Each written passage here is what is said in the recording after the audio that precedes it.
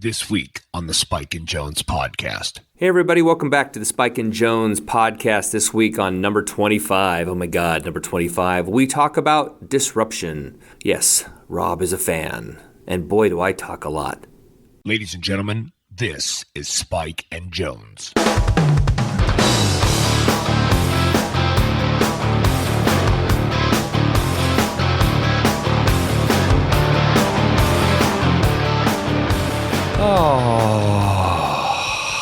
So you think you have otherworldly powers? Is that what you're telling me? I think I do. I think I have the ability to see beyond. Okay.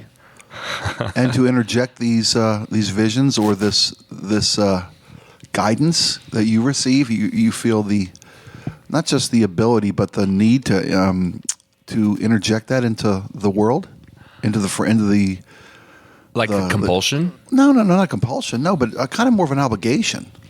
I mean, I would hate to think that if you feel something so strong, and you know that there's something you can and maybe should do that you wouldn't. I would hate to think that's the case. I'd rather think that you feel obligated. Might not be the right word, but confident enough to. Yeah. Yeah. That's how I feel. I know. I can tell. Yeah, I know. You're not shitting. No, I'm not. I'm really not. I think I've finally figured myself out in the regards to your special purpose, to quote the great Steve Martin. My special purpose. I want to put a woman up on a pedestal so I can look up her dress. He's one of the greatest. Oh, man. yeah. No, I think the thing that I've discovered about myself, Spike, at least in the last few years, I don't need to go down necessarily the entire road, but, I went through a pretty intense period of what would be the opposite of prosperity. I went through a really struggle. Yeah. A really, really deep personal, professional, financial, spiritual, every kind of struggle valley, true valley, the shadow of death. Yeah. I was in the freaking hole, man. Okay, and I don't mean to derail your thought process, but you never got to the point of this is too much for me to bear. I got really close. Really? I've never, I for the first time, so I have lost 3 friends to suicide. Right. In the past 25 years. Okay. My best friend, which was just devastating, and then 2 recent friends. And those were tough. And I never really got it. I'm not a depressed person. Right. I mean, you've heard me say I consider myself 97% badass. Well, I also consider myself 97% happy. Mm-hmm. And that means that 3%, it's rare. But when that 3% hits me, it hits me like a wall. Enough to take over? No. Okay. But never really. I mean, when I went through divorce back in 97, I had like one day, not that I wanted to die, but I just remember I had one day. I had a lot of days that were tough, but I had one day that I just laid in my bed and just felt sorry for myself and cried. I called my mom. I just don't want to live anymore. The stupid stuff, right? We've all done that. I think I've done that as well. So it's like a childish but thing. never to the point where it's like, okay, there's no coming back from this, and this is going to keep going, and it's not, and I'm weighing, is it worth feeling this way with no end of this in sight? Yeah. So I don't get how people feel that way. I apologize to those who do. Yeah. I don't mean to have a lack of empathy or be unsympathetic. Yeah. I just can't wrap my head around it. Yeah, no, I can't either. But I will say that two years ago, so I had, so I was a financial guy for a number of years, and I decided I wanted to elevate my sort of role and position in the world and start a small hedge fund and do some bigger stuff, right? I wanted to make good money. And I knew a lot of people with money. I figured I'd get investments and it'd be easy, right? But I needed to get my Series 65 license so I could become an investment advisor. Okay. I had other licenses, but I didn't have that one. And I took the test. I did all the studies. And, you take these tests, and they're notorious for being extraordinarily difficult. Okay. I mean, that's just the nature. As they should be. As they should be. Right. And I was absolutely prepared. I mean, I studied my ass off. And I took the test, and I failed by one question. They like to rub that in.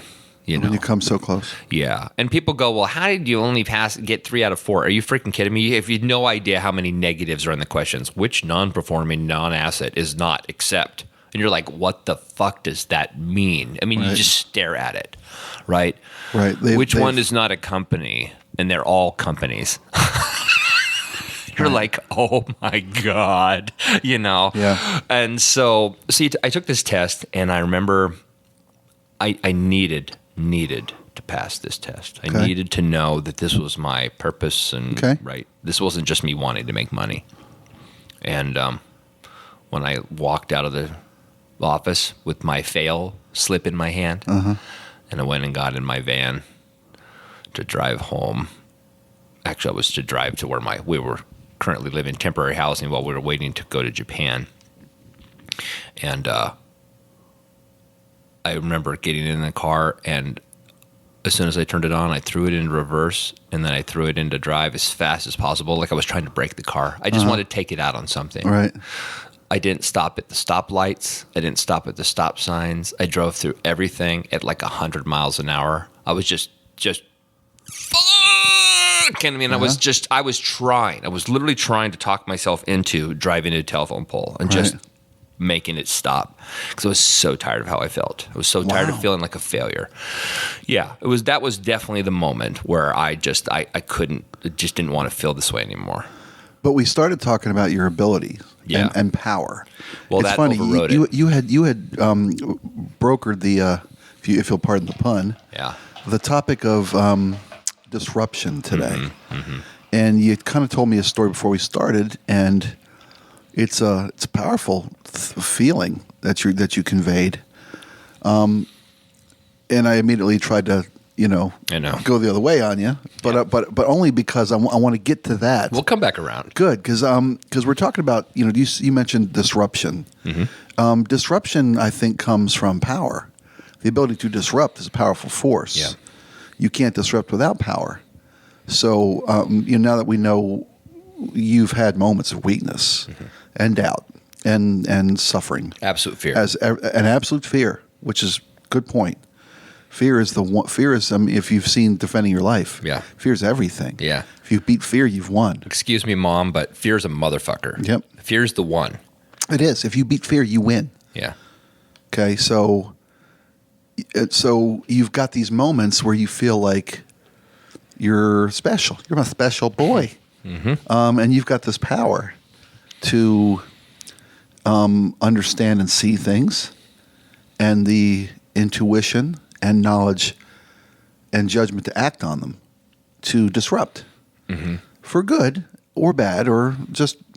I mean, it's for good. Yeah, sometimes it's sure. It's perceived as overstepping bounds or how dare you, right? If people see things, because of course. I feel like, again, not to use the word compulsion, but I definitely feel as though I have been called to share a difficult moment with you. As an example, if I were talking to you and I had no idea, this is not something I'm currently thinking at the moment with you.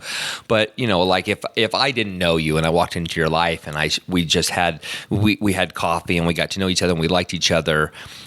I'm the guy who chooses friendships quickly. Okay. I know who I like, and when I do that, Spike, I go right to, how can I challenge Spike to elevate himself? How can I bring what I would call personal and even primal value to Spike's life? Because, I mean, you and I have become I think we're really good friends. We're not just like surface friends. I mean, what was your name again? I'm sorry. No, I would share and agree with that. Right. Completely. And I value happy you. to say so. Yeah, likewise. It's great. I mean, it's there's no star fucking going on here. We're friends. I mean, I know you love me that much. Well, I'm just wondering about the possibility of star fucking. This is all of a sudden Is the F word podcast. You've really today. made my life a better place all of a sudden. I do feel it's important to be. My friends, I've been accused of being insincere because my transparency level is so profound and aggressive that people don't necessarily believe it's real. That somebody would say the things that I find myself saying at times. to challenge and to grow and to excite and to interject something of real beauty and value into their lives. Okay. I want to do that to everybody. To me, that's my calling. Interesting. Wow. Okay. Yeah. Well, that's a great calling. Because it's a dangerous calling too. You're like a little sugar packets for the planet. Just you really are. Well, right. I in a way, I hope so. I hope so, I would like too. to think I'm more. Let's remember that sugar kills more people than anybody in America. I was going to say, I don't want to put anybody in a diabetic coma, but I do like the idea of planting seeds of profundity. Wow. That's like a 90s band name. Seeds of Profundity? Of profundity. What we used to call the presumptive douchebags. It's kind of a lateral move.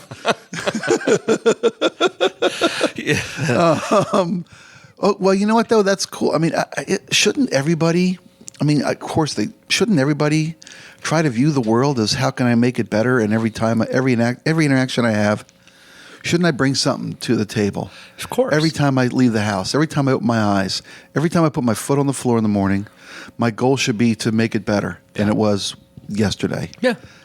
And I know that that's some diabetic coma shit there, but I hope most days I don't strive enough to make it happen, but I definitely don't go into the world to interject negativity or to bring the world or anybody else down. Yeah. It's not to say that if I had given the opportunity, I wouldn't sabotage some out of a couple people's day. And we've already covered that in earlier podcasts, but for the most part, sign on. For the most part, Someday someday they'll know. I know. For the most part, I like to think that I try to enter the world and leave it better. Mm-hmm. I hope, and if you've got the power to see something or feel something, if you will, because I got visions, okay. But if you've got intuition and you've got some gut feelings, I put a lot of weight in gut feelings. Yeah, I really do. Most people, don't trust their intuition. Most people aren't courageous enough to trust their judgment on shit, and it's probably your undoing, and that's probably again based in fear. Who am I to know? Who am I to know what the right thing is? But we always know. Complacency to me is one of the most dangerous things in the world because we're sort of riding the wave of hope it continues, whatever it is. That's the story of my life. Right. Well, we've joked about that, but we've also had difficult discussions about that too, right? I think, Facebook, as an example, is a perfect place to see which of your friends need help right now. Yeah, sometimes to the point of annoyance, but yeah. Correct. And so it's not that I find myself reaching out to everybody like, how can I save the world today? Let me go on Facebook and find out. Right.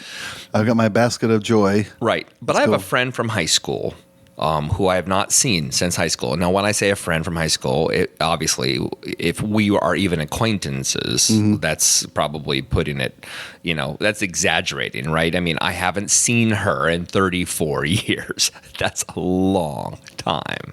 But we are connected on Facebook, as what happens when you connect with your, high school classmates, right. That sort of thing. And I'm not going to name her, but she has gone through... in the 7 or 8 years I've seen her, postings on Facebook, they have been either hyper negative or very, very sad. And when I say hyper negative, meaning she's being negative about something, complaining about the world, or they're just sad where she's not so much complaining, but she just doesn't know how to get out of the hole. She just doesn't know. Okay. And she's created this habit of being in the hole. And the thing is I went through something like that, and I admit to obviously wanting out of the hole. But now that I look back, I was definitely choosing to heap problems and heap struggle on myself, because what I really wanted, Spike, I wanted, as an example, let's say I'm complaining today. What I really wanted was for Spike O'Neill to say, "It's okay, Rob." That would be part one. Part two would be, "Rob, let me help you." Part three would be, "Let me fix it." Okay. What I really wanted was somebody to save me. And the truth is I needed to save me. And then my friends would help magnify the steps, right? Okay. And what it took for me to get out of that hole, people, and I'll share this out loud, was to humble myself and to say, I had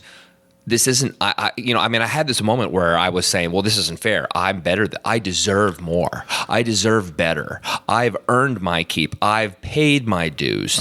That's not fair. I was just complaining to the world, to God, to everybody. Because of the things that I had accomplished were either taken away from me or I had subconsciously allowed to be taken from me. Okay. And so what I really wanted was it back, and I was complaining externally through my actions that, well, that's not fair. But it took humbling myself and then working what I would call a very, very blue-collar, simple job. Didn't require an education, didn't require anything. And it was because of one of my best friends who prompted me, said, you know what, Rob, you know what you need to do? Seriously, he said this to me in 2014. He said, you need to just go on to Craigslist and you need to find a job like a normal guy would just do. Work. Just go work. Just go work somewhere, take care of your family, and it will figure itself out. Don't be special, just be good. Yeah, you need to disengage from this feeling of want and desire and unfairness and pride. No. And for 3 months, It's a gift. Yeah. For 3 months, I worked at this job and hated every second of those first 3 months. And then one day, I don't know if I've shared this before, but one day, so I was driving a truck. And one day I got in the truck and there was no radio. They'd replaced changed out trucks, and I was forced to drive. I had a 14-hour day in front of me with no radio. I didn't have my phone with me, nothing. So I had nothing to do for 14 hours except drive. And I was just furious. I was so mad. I was like, I know, this is going to suck. And of course, the news is going to happen to me. I deserve this, all that crap. Yeah. And I got in there.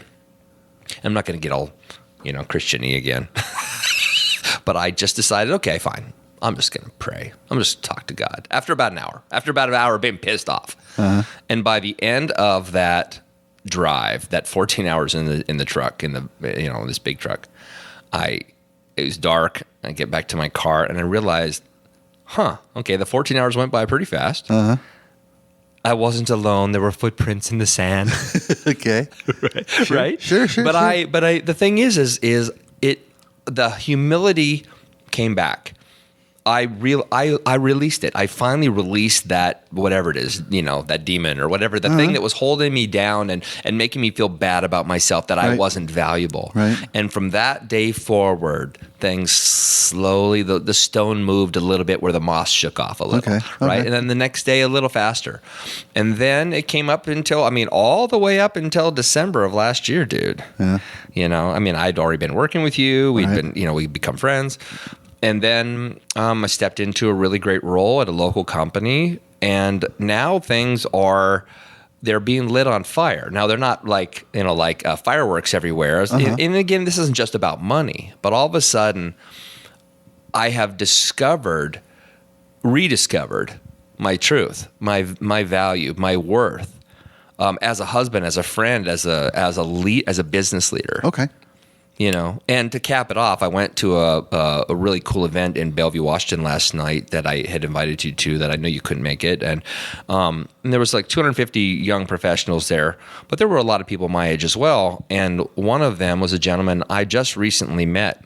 And I don't know how we ended up getting on. He said, I listened to one of your podcasts. And he goes, and it wasn't with you, it was an interview podcast, the other one that I do. He said, I could tell you're having a good time, but the guy you're interviewing was really struggling to just get in the conversation. Like you were trying to pull teeth with this guy constantly. And I said, yeah, that happens. And so he said, well, you're really good at that. And so it ended up spurring a conversation about my life and the things that I had gone through, the struggles that I had gone through. And he said to me, wow, because I would have never known. I would have never known that because you're just such a badass. I would have never seen that. I would have never known you were there. And I was like, wow. Like I finally not that I finally figured it out, but I finally heard it out loud that I'm back. You know what I mean? Yeah, that I'm not out there projecting, oh, I feel sorry for Rob. Poor Rob. So how do you make sure that you stay back, that you stay there, that you don't you don't get complacent about the positives and successes, and that you don't slip back into the world owes me a living, right? Well, I think, or that I deserve, or how do you make sure? Well, this goes to the disruption thing, right? To me, it's my job I really believe this is my job to disrupt people's lives in a positive way, right? To upset their complacent balance, because it's not that balance is bad, but complacency, I think, is bad, because people should better themselves until they die. And that doesn't mean you can't rest and sleep and go to Hawaii and all those cool things. But to me, people should always be working because you, as an example, you're created exactly how you're supposed to be. And you've been given extremely powerful gifts that give people joy.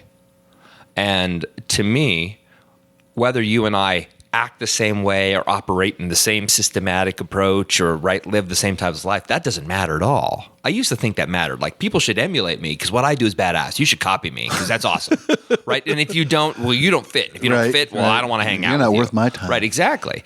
I mean, it took me figuring it out that, wow, okay, Spike, as an example, very, very gifted person. So I can be your opposite, but I can help you continue to push yourself to share with the world what the world gets from you. The world needs that laughter and that joy that is unique to you, your voice. It's it's really unique. You're really something. I had a good friend of mine. I'm going to wear hot pants like this every time we talk. You should. Because there's some magic in the air today. I think it's my left nut, but that's right. You don't have a nudicule. That's too bad. I so want to play with it and toy with it. But I'll mail it to you. I was in Bellevue at this business thing that I was telling you about, and I was talking to a buddy of mine beforehand, and he had actually mentioned that he had listened to a couple of our podcasts, and he goes, "Dude, how do you keep up with him?" And I said, I don't. I drug him. I don't. That's awesome. I mean, people, thank him for me. Yeah, and I mean, he just really, really admires your skill and sees it as a talent, not as that guy's pretty cool. I bet I want to hang out with him and be his friend, like so many, you did, like I did, exactly. Puppy dog fans. Can I be your friend? How much money do you have? I will pay you to produce your podcast, sir. But I think so. So getting in there and upsetting the apple cart, I think, is really important. And I would love to be challenged, and I want to challenge people. Like, the best part of my life, I'll stop here. But the best part of my life so far, the best experience in my life, boot camp. I'm not saying everybody should go through in the military. I would like to see everybody in the military. Is it boot because camp was awesome? How so? I mean, there are so many questions that raises for me. Was it awesome of what they were able to draw out of you? Was it awesome that they were able to convince you that the sum was greater than all of it? All of that? Oh, really? Yeah. I mean, I think the fact that you didn't know you could do 7 push-ups in a row? Yeah. You had no idea? No, you have no idea. 2 pull-ups. Wow. I could do 2 in a row. I've worn 2 pull-ups at the end of boot camp. I've worn 2 pull-ups. It was crazy night. Oh my God. Just shaking with your neck above the bar. Just hold on. There was a true joy in boot camp because it was wanting to serve a brotherhood.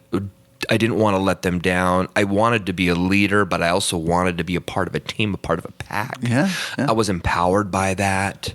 I love the fact that the military, and granted this speaks to my own personality, is very systematic, right? Oh, yeah. And so, you get up at 5:30, you do something at 6, you have 5 minutes to do this, 5 minutes to do this, 5 minutes to do that. You have to be here by 6:15. And so it just works with my brain, my clock brain. Okay. Right? Being early is kind of a big deal. So anyway, I don't know. For me, boot camp was a really tremendous thing, but I think it's because, in a way, what they did is they disrupted what I knew about my life before that. Okay. I knew the simple. I wouldn't call my family. My family was not blue collar, but they certainly weren't white collar. Whatever they would be in between, the gray collar. You know what I mean? They were wife beater. Wife beater. Thank you. Thank you. That's for you, Dad. But we were middle class all the way. But because of middle class, it was like being like my neighbor was Arthur Franzarelli. You know what I mean? Yeah. I was Richie Cunningham. I was the nerdy well-doer. I wanted to be loved. I wanted to be liked. I just wanted to be a good guy. You're the boy next door? Yeah.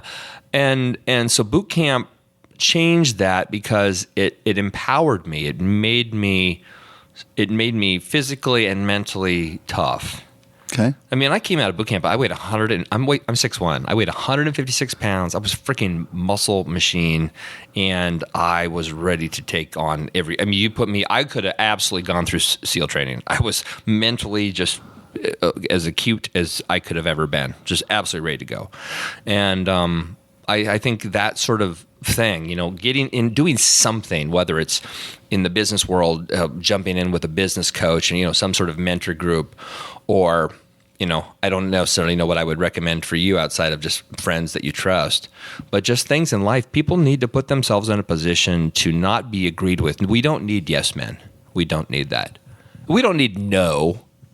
No, I hear you. But we need to be challenged. But we need to be challenged. Yes. And I learned that from my kids. I know I keep talking about myself all day, but no, that's good.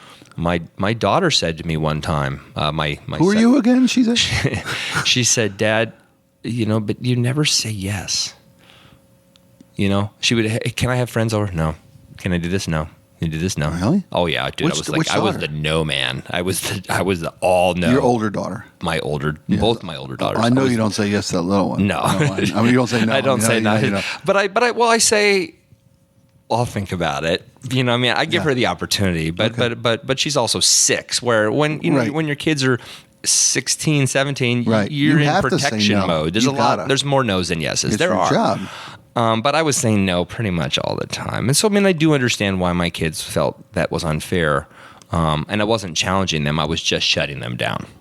But so again, through life, through experience, through fatherhood, through marriage, friendships, I've learned where the dividing line is and where to stop. I think the only thing that I really know that I'm weak at, and I'm truly weak at, is when it comes to letting somebody know that I'm dissatisfied with an aspect of their personality. Meaning that it's something that is lit a fire under me and pissed me off today.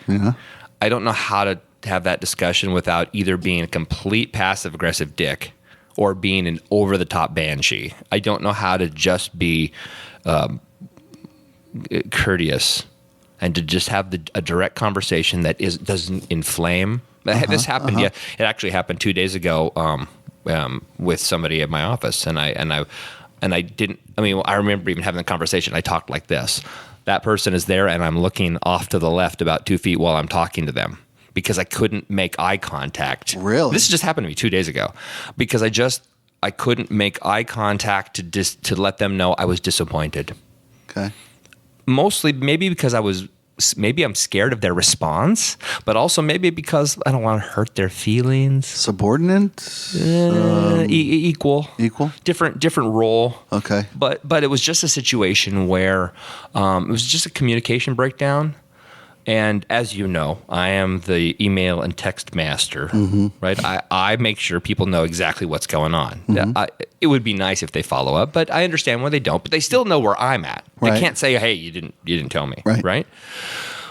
And I just made a simple request. I need you to do this, this, this, this. I need to do that, and I got no response. And then I had another person say, "That person didn't do these things," and I got upset. Yeah.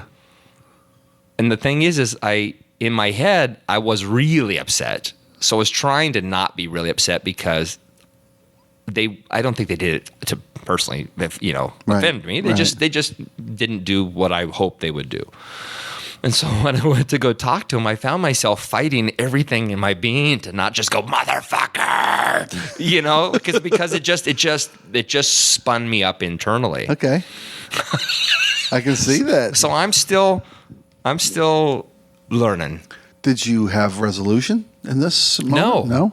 It's still out there hanging? It's still out there, and honestly, it put me in a situation where I feel like I kind of just don't want that relationship. I mean, seriously, like, not only do I not want to attend to it, which is pathetic, but I just kind of like ask, right? If that's how they're going to be, you know what I mean? I mean, there's a finite amount of time in your life. Absolutely, and I can't be friends with everybody, right? But it wasn't even a bummer. It was just like, come on. Just do your goddamn job. Yeah. That's how it felt. Just that's what I just wanted to walk in and go, will you just do your goddamn job and then walk away? Right. Well, maybe that's all the time it'll take. Maybe. Probably not. I really like this person. I mean, I really like this person, but it was just such a frustrating moment. I didn't know how to address it, and I should have calmed myself down before I even went to try to have a discussion. Right.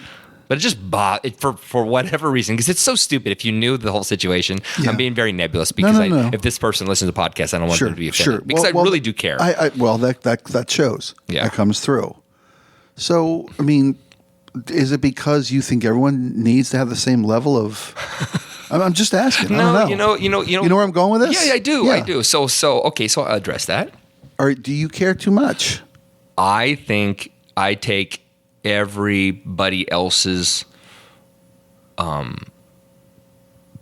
failings to heart as though they're mine.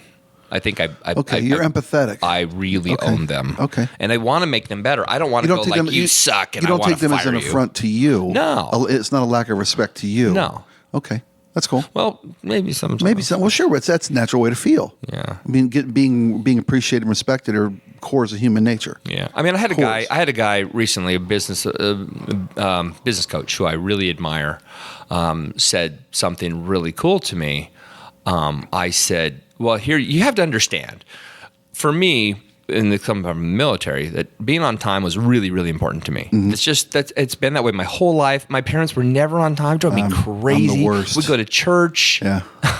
We show up at 10:15. We got to sit in the back with the extra chairs that they have to bring out for us, or it's sit in the front. We have to walk through everybody. It sucked. I hated it. We could never be on time. I mean, we've never been on time once with my parents for church, ever in my life. Swear to God, never. Not once. Not even today. When my dad is not here anymore, we're still late when I go with my mom. It's just we are late. Yeah.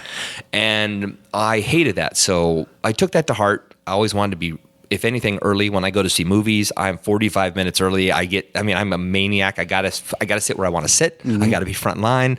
I'm that guy. Okay. It's all good. So I had a guy say, well, what's your problem? And I said, well, I have a non-negotiable. I mean, for me, it's time. It's a non-negotiable. If you can't be on time, I don't want to know you. I don't want to know you. Right. I just don't want to know you because that is the one thing that drives me bonkers. I can't have it happen. And this person said, well, have you ever thought that there is no such thing as a non-negotiable?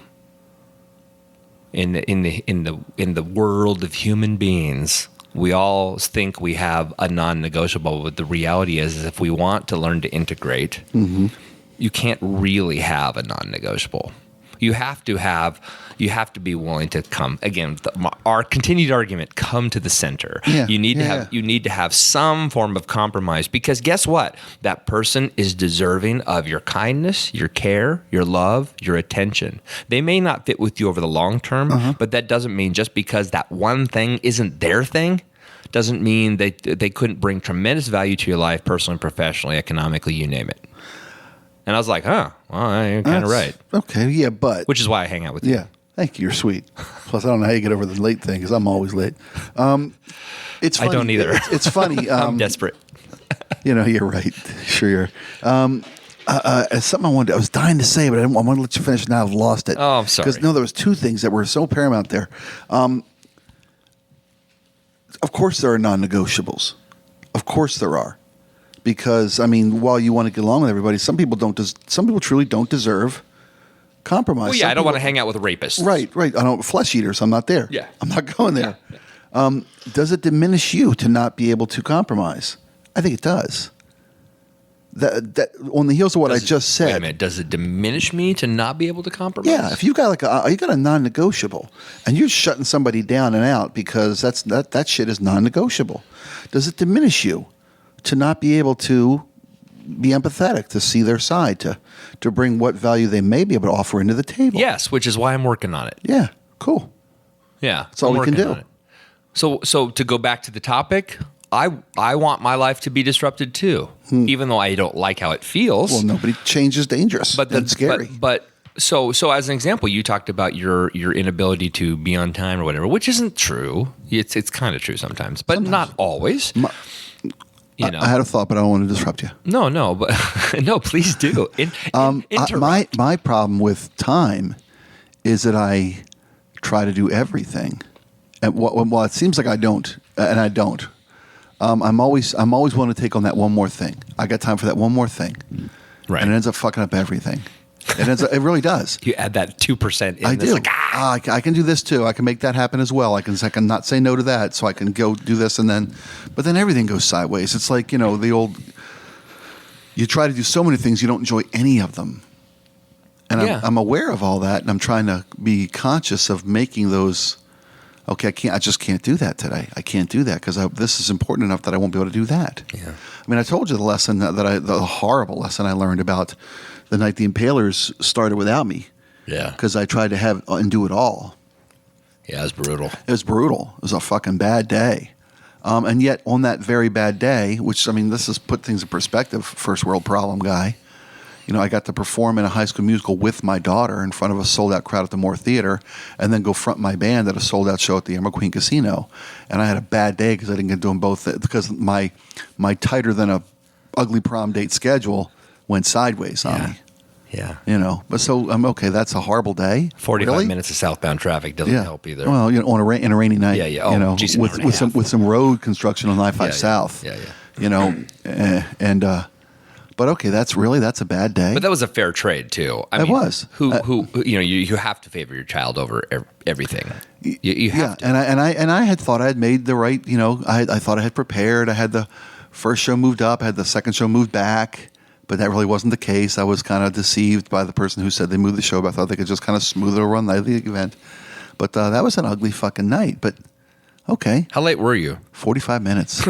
Oh yeah. That's so awesome. They told me they were going to start at 8:30.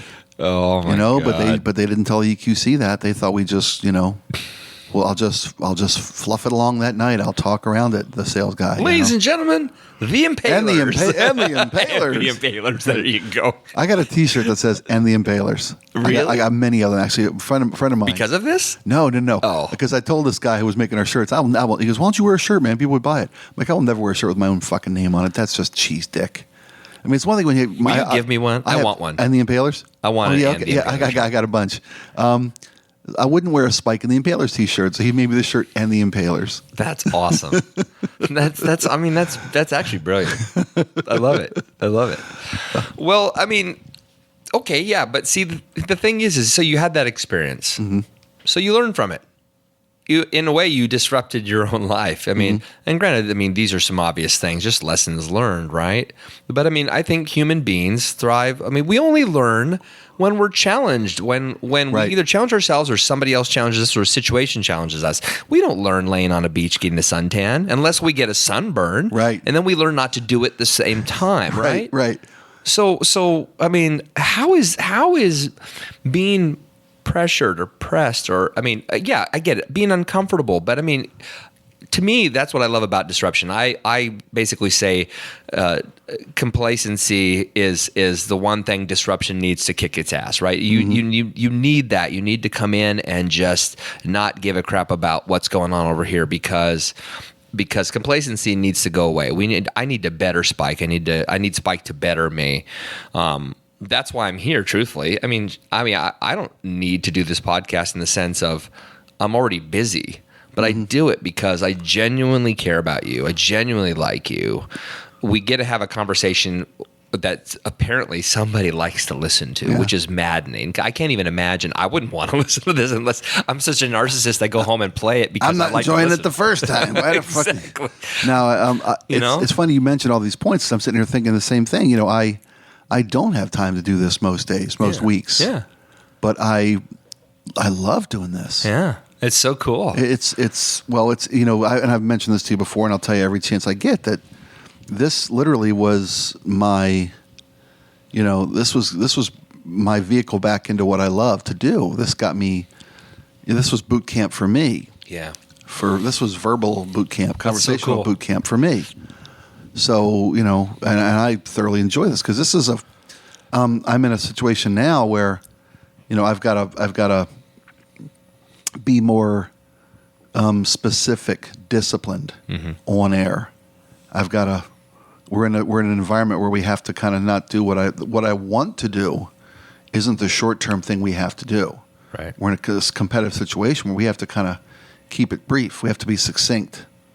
And I come from an arena where we just kind of let things breathe and kind of expand at every opportunity. Right. So I have to do the opposite of that.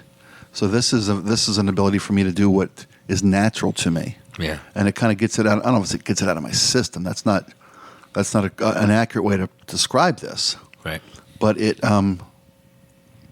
it keeps that part of my game sharp. Yeah. And that allows me to then go and work on. I don't have to work on this now on air. Well, right. I mean, this gives you a chance to, in a sense, have verbal gymnastics. You get a chance to. Well, it's a vehicle to stay, hopefully, good at what I do. Yeah, it really is, and this is making me better every time we do it. Yeah. Well, and I love doing it. I think the audience has proven, which is again bizarre, and thank you guys, really, thank you all for listening to this. It's proven that people actually just want to know how people talk to each other. This isn't about two celebrities. I'm not a celebrity. Neither am I. You're a local celebrity. I've got celebracy. Yeah. That's where people will cross the street. That is the best name for a band. Celebracy. and that's great. I'm thinking of Sam Kinison right now, and like penis in the pocket thing. But people want to listen, and they feel. I just know this, Spike. They're not doing this with me. If it wasn't me. If it wasn't you, they probably wouldn't be listening. And this is not to drop myself down. It just means that people know who you are because of KZOK, because of your years on KSW, because of your years on KJR. They know you, certainly locally. And so you have that built-in fan base that now is curious what's going on behind the scenes in Spike's world, whether it's about his dog or it's about him losing his phone or whatever. And I get to be a part of that. It's fun for me because I get to discover you on podcast. Mm-hmm. Your fans get to discover you, and ultimately me as well, in this experience of revelation, right? They get to see under the blanket, behind the curtain, right. Under the clothes, right? They get to go like, oh, that's who that guy really is when he's unedited and maybe dangerous and maybe upset, mm-hmm. Doesn't like Trump, doesn't loves Bruce Springsteen, right? Is going to U2, stuff like that. And I think that's really cool. But I mean, if we're going to do anything valid and important, if we're gonna push this to the next level, we have to be willing to again disrupt this thing that we are and we're doing, and push ourselves to be extraordinary. Push our listeners to grow and develop. I mean, that's how I see this. That's how this whole concept about disruption came about to me this week. Was just thinking about, if I'm doing something and people are actually crazy enough to listen, shouldn't I be doing something more than just entertaining them on a surface level? Shouldn't I be speaking into their lives? I mean, that's what my heart wants to do. I really do consider myself a heart leader. I do. Okay. And I think you are too. Well, I appreciate that sentiment, and I appreciate that you share it in your view of me. But do people really want to... Maybe they do. Do people want to be motivated, moved, enriched? Or do they just want to have cotton candy? The answer is popcorn? Both. The answer is both. I mean, look, you watch all kinds of movies. As an example, you're a movie guy. Mm-hmm. And you're not gonna watch my weird shit, but you are gonna watch I don't know, name one. You're going to watch Bambi one moment because it just makes you feel good. Right. You know, and then you're going to watch something that maybe presses your buttons a little bit, maybe a Donnie Brasco, because it's just a great story. It takes you into a world you're curious about, you know, the whole gangster world, and I wonder what it's like, but you're not actually being held at gunpoint, right? You get to experience it viscerally, right? I don't necessarily know where I'm going with that, but I think people want both, and they want to be lightly entertained and maybe some moved a little bit deeper. Yeah, I hope we're giving that to them. I think the thing that I've found, at least with responses that I've received personally, is that people love the tangential stuff, and at the same time, they love the challenging topics. I mean, I had one. I don't know if you've seen this, but you know, we talked about Turmeric a couple weeks ago. Yeah. And did you see Mike Nelson's response? So we have a fan named Mike Nelson. Thank you, Mike, for listening to the show, and he's a local fan.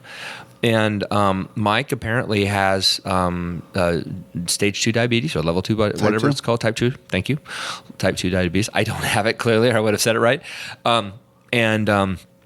Started. He had listened to the podcast, and he tried taking turmeric, or however it's pronounced, turmeric. I still don't even know, but it was taking turmeric, and he went to the doctor, and his blood sugar levels are in line, and they might be taking him off of meds. Wow. And I was like, well, it's not necessarily my fault, but I do love the fact that somebody could take that and go, that's something I'm not doing. Right. And it impacts their life and impacts their health. That gives me massive, massive joy. You're a disruptor. Good. I love that. Good. You should. I love that. That's cool to hear. Yeah. So let's talk a little bit about this disruption idea. I know we are, but we're not. It's mostly about Rob Jones today. So David Lynch, the director of Twin Peaks, so he's releasing Twin Peaks here a week from Sunday, so May 21st. So we're recording this on May 12th. Yes. And he actually had a festival last year in Los Angeles called the Festival of Disruption. I didn't even think about this until after we started talking about the idea for a podcast. And his whole idea is that's what he does on film. He does things to push audience buttons. He leads them down the road. As an example, Twin Peaks or Blue Velvet, he takes you into what I would call traditional American world, and then flips it over on its backside, and you see the underside of the beetle. Right, you don't see the shiny surface; you see the guts and the danger, if you will. And I love that. I love being put in an uncomfortable place when I watch a TV show, watch a movie. That's why I love The Shield so much. I love being led into a world. Going back to the Donnie Brasco thing, I love being led into a world I don't understand, but I'm curious about. And thank God I get to watch it from a distance. Safe distance, yeah. Right. And so I just admire disruption in general. And I don't know, do you have anybody in your life that pushes your buttons and challenges you and flips your beetle over, so to speak? You. Outside of that, really, no. It's funny. I mean, God, I moved across the country with no experience in training to do something different. That's the ultimate act of disruption. I did it once, but then, and I've brought this up before, when you get a wife and kids, you gotta play safe. You gotta not take chances. You gotta, I think, maybe I'm wrong, but you gotta kind of just be comfortable. I think the answer is we're told we're not supposed to take chances, but I don't know if that's the truth. No, to a degree, chances are a luxury. Yeah. To a degree. I mean, I guess that's kind of how I'm trying to say what or convey my thoughts to this. It's like when I decided to disrupt my life and move across the country to someplace I'd never been, to do something I'd never done, there were no consequences for anyone but me. Mm-hmm. So when you have a family, and I talked about this before too, I couldn't. I could have. That's not fair. I couldn't. I chose not to put things at risk because it would have affected more than just me. Right. I didn't have the luxury of being just a solo act and a single guy, a bachelor moving across the country at that time. So, I mean, disruption is without disruption, there's no growth, right? You know, so I don't know. I mean, I have a friend who's a sales trainer. And granted, so this is coming from a sales trainer's perspective, right? And a lot of people would go like, well, I poo-poo that already because a sales trainer is trying to convince me how to either sell ideas to somebody or to not be sold to. Okay. Yeah. But he said something really powerful to me, which is, it's no duh obvious, right? And yet I didn't really think of it that way. It's that whole, what are the two things that never change? Death and taxes. I mean, two things you can't stop, right? But the other thing is change. You can't stop change. Change will occur. And inevitably, when it's not so much complacency, but when people fear change, well, to me, it's a bigger risk to stay the same, to me. I can see that. Than it is to say, okay, well, what if, right? It's that whole, again, maybe this just is how I was brought up in a religious family, everything else. But I just really believe, I really truly believe this, whether people are, faith focused or atheist or whatever, I don't really care. But I just believe we're made to be unique and special. And unique in the sense that, let's say there's 12 real estate agents in a room, and they're Peter, all John, Paul. Exactly 12. No, that would be and then one real estate agent goes and tells the Roman government about this one guy who's more like a lender. That this lender over there, and I think you want to know where he's at, and then that one guy comes back, and then all the title reps cut his ear off, and and then the FBI come and nail the guy up on a board, just son of a bitch. Nail him at a board meeting. Yeah, exactly. But what if there's a whole bunch of real estate agents in a room and they're all, say, $500,000 earners, really successful, and they're all focused on the exact same product. They all sell luxury homes, okay? And they only all sell luxury homes in the Seattle area, meaning Seattle, Bellevue, King County, okay? Well, let's say it's all just waterfront. Those 12 guys will not compete with each other. Everybody thinks they will, but they won't. And the reason they won't, they might compete with each other on a financial way, meaning that one could be representing a seller, one could be representing a buyer. But the reality is each of them brings a unique spirit and mindset and focus and talk track and all that stuff that separates them and makes them unique. And So even if you and I, and we're not, but even if you and I had a radio show and we were both the talent, right? And we're both killer at our gig, we're still not, we may compete because it's fun to like try to one up each other, but we are not equal.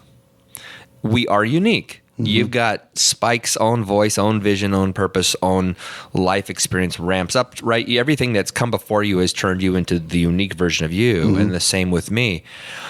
I just think that is so wonderful. And if people don't forget that they are unique, they can do extraordinary things. I think people hold themselves back because they think, I've always got competition or something else. So... yeah, was that too weird? No, I can see that. Everyone, I mean, there's a guilty feeling about feeling special. Yeah. And there shouldn't be. No. There shouldn't be at all. No. I mean, you're perfect. Well, but no. No. I don't mean perfect in the sense of perfection, like a godly perfection, but you're made exactly how you're supposed to be made because you have a unique voice that needs to do what it's been called to do. Maybe you haven't experienced it yet. Maybe you don't even know what it is. But I think once people find their passion and the purpose, everybody who's listening to this should check out Miles Monroe. It doesn't matter what you believe in, like, a spirit world or Jesus or Buddha or whatever. Miles Monroe is still an amazing trainer in the sense of teaching people how to find their passion and purpose. And I can't quote him. He has too many cool quotes. But that man knew without a shadow of a doubt exactly what he was called to do. And so going to this disruption thing, I'm telling you, it took me 50 years, Spike, to figure it out. That you're the disruptor? I'm the freaking great disruptor. That is my gig. And Good. I love it. I'm going to embrace it. That's why we're here. And that's why we're here. I think so. It is. And that's why I'm here, because you brought this into my life. Seriously, that's why we're here. That's why I'm here. That's why you and I are doing this. And maybe this will disrupt other lives. Yeah, I like that idea. Yeah. I'm going to edit that one part out because it sucked. Which part? Most of it. All that? My part? No. Your part? No, it was awesome. Great. I want to disrupt the thought before because I know we're getting close here.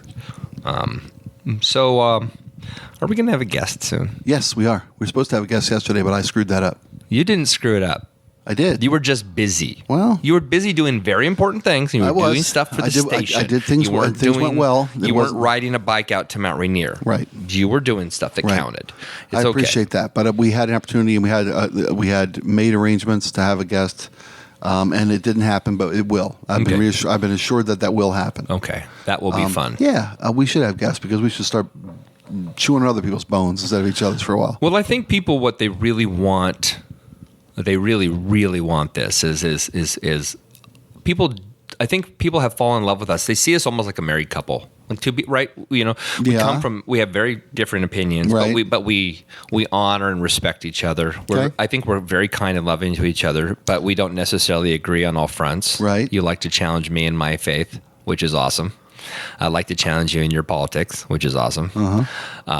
Most of the time, I think we agree on most things. Yeah, I would agree. And again, we respect each other, but having the input of a third party or having just somebody who can bounce ideas off will always create a helps. dynamic that can't fresh blood. Absolutely, always fun. Can never be.